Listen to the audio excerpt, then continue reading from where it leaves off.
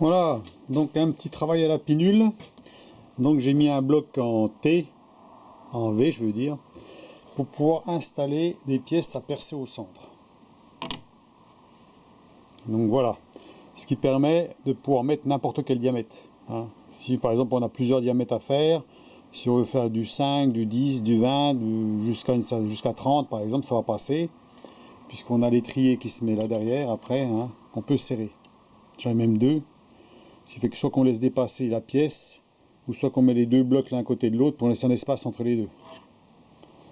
Donc le but c'est de pinuler le côté là, la surface de référence, et puis de se mettre au centre. Voilà, c'est ce qu'on va faire.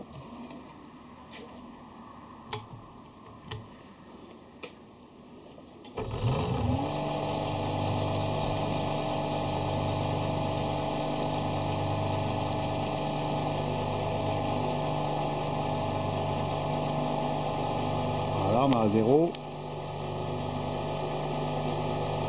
On commence.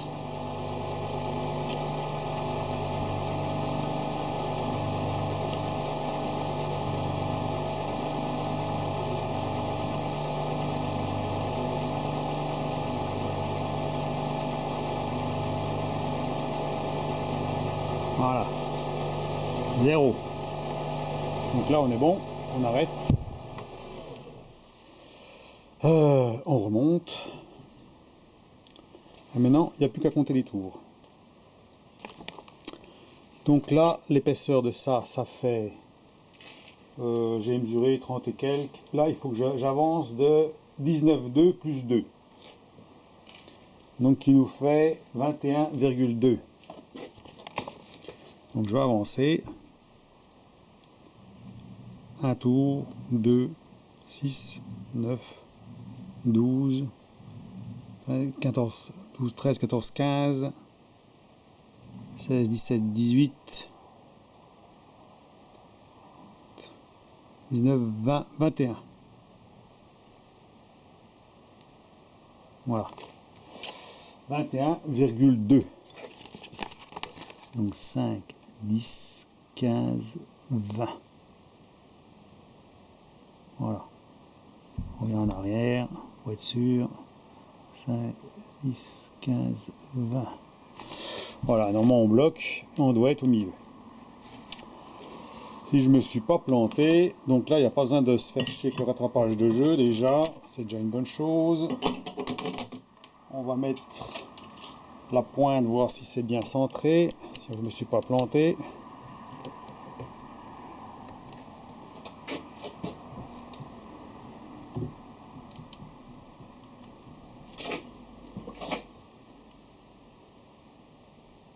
Parfait, elle est pile poil au centre. Voilà, ce qui fait comme ça, on peut mettre ensuite une pièce pour percer au bout, un étrier. Voilà, je ne vais pas serrer parce que bon, là, la vis elle est un petit peu longue, on peut mettre des vis de différentes longueurs. Voilà,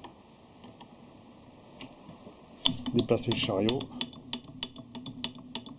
si on veut percer, et puis là, ben, on peut percer. Voilà. Donc à ce moment-là, on met une cale en dessous quand même, hein, pour éviter que ça bascule. On peut mettre des deux étriers puisque j'en ai deux. Voilà. On peut mettre le deuxième étrier aussi pour soutenir, hein, le mettre plus près. Ce qui fait que normalement, on est juste. J'ai percé un trou déjà pour tester. Alors, où je l'ai posé?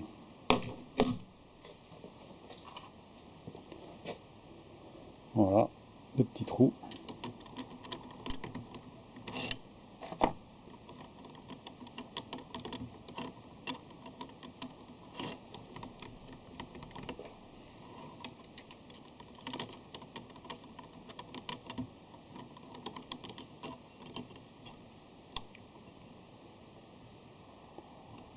On va pas trop le serrer. Voilà, pour voir si on est bien au centre. Voilà. Enlever ça. Mettre le foret de 5 mm. Je l'ai percé à 5.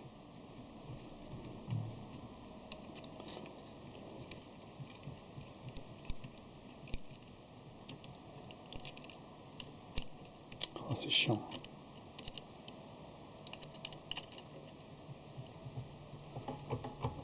Voilà. J'espère qu'on voit pas trop mal.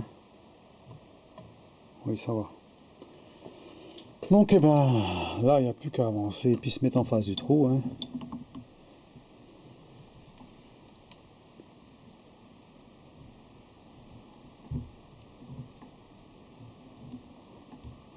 Voilà. Bien centré. Là, je l'ai passé d'axe en axe, il n'y a pas de problème, hein.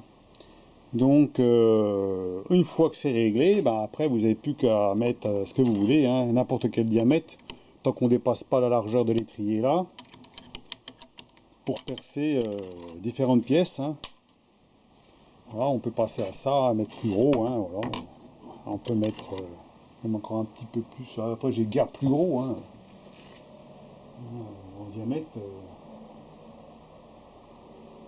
souvent, ce qu'on utilise, c'est toujours la même chose, hein, c'est en gros diamètre, j'ai pas trop grand chose en plus gros diamètre sous le coude.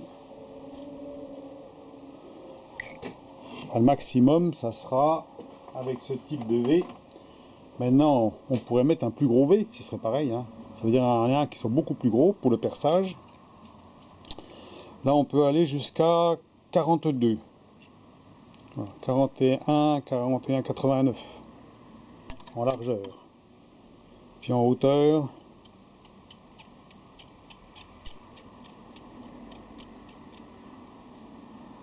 on va prendre le double décimètre, ça serait plus facile.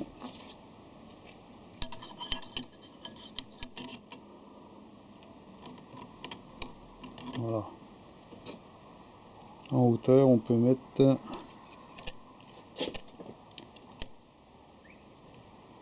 35, plus un peu plus. 35, 36. 36 mm, diamètre 36, avec ce style de V là. Donc avec un plus gros V par exemple, bon, on pourrait se permettre de faire, ça c'est pas bien en place, qu'on pourrait se permettre de mettre des plus gros diamètres. Donc voilà. Hein. Et puis à ce moment-là, si vous avez plusieurs perçages à faire sous différents diamètres en même temps, ça évite de pinuler à chaque fois, de refaire la cote et tout. Hein. Donc là on est bon à chaque fois quoi. Donc je trouve que c'est pas une mauvaise idée, hein. Hein, ça peut être utile. Voilà. Voilà pour la vidéo. Alors j'en ai deux. Là. Voilà, j'en ai deux comme ça. Ça fait qu'on peut les mettre l'un à côté de l'autre si on veut. On va les mettre à côté de l'autre. Alors, ça peut être utile par exemple quand on perce au milieu. Voilà, comme ça.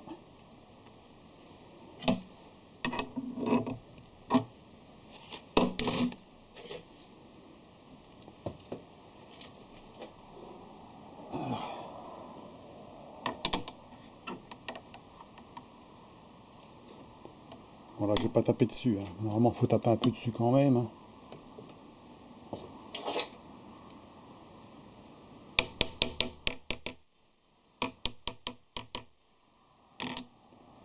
Voilà, ce qui fait qu'on peut percer au centre. Hein. À ce moment-là, on peut se mettre au centre.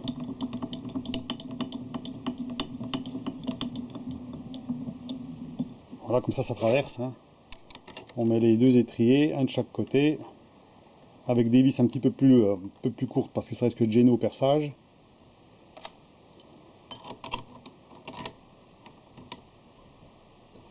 Voilà, et là bon, on peut percer là. Voilà, bon la vis est trop grande, hein. Mais bon, voilà. Pour montrer. Hein. Sinon on se fait des petites vis en laiton par exemple, ou alors on prend des vis de différentes tailles. Hein. Puis on peut percer.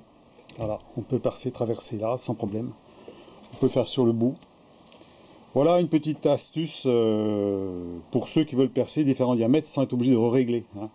Une fois que c'est réglé, la pinule est réglée là, bah après vous avez le centre, puis après le centre, bah dans le V, vous mettez ce que vous voulez. Voilà. En fonction de vos V, de la grosseur. J'en ai même des plus petits. Hein. J'ai ceux-là. Voilà. Ils sont plus petits. Hein. Donc ça peut être utile.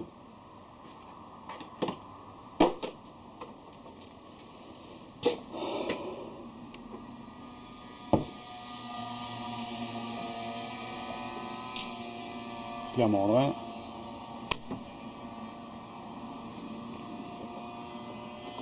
Voilà. Une fois que c'est serré, vous percez, impeccable.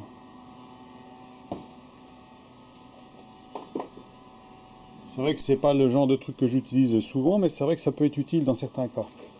Parce que, bon, se faire chier avec la pinule, régler, tout, s'il faut s'amuser à faire ça 3 ou 4 fois, une fois que la machine est réglée, je pense que c'est une bonne solution. Donc voilà, eh ben, si la vidéo vous a plu, petite vidéo explicative, eh ben, vous mettez un pouce et puis vous mettez les commentaires, hein, pas de problème. Allez, bonne journée, au revoir.